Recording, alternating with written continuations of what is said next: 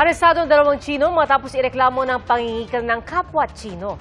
Ang mga suspect, dati umanong nagtatrabaho sa Pogo.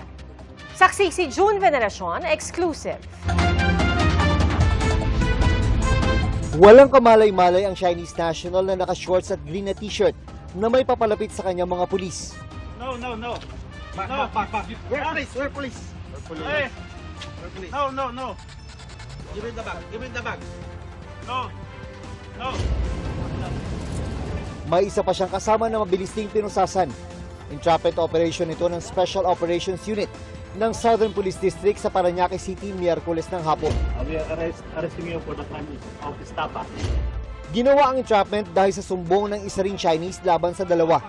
Nagsimula ito na makatanggap daw ng litrato ang complainant mula sa isang suspect na nagpapakita na nakatali ang kanyang kaibigan sa harap ng Parañaque Police Station. 2 beses daw hininga ng pera ang complainant na umabot sa 250,000 pesos para mapalaya ang kaibigan.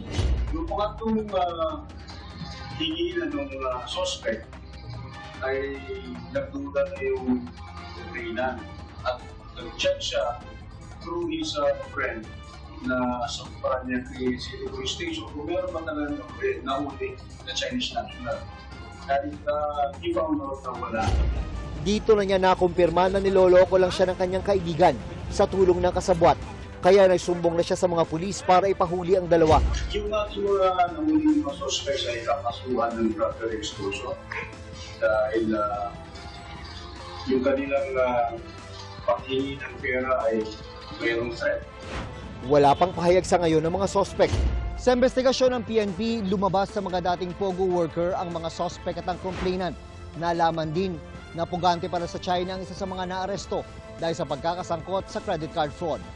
Para sa GMA Integrated News, June Veneracion ang inyong saksi.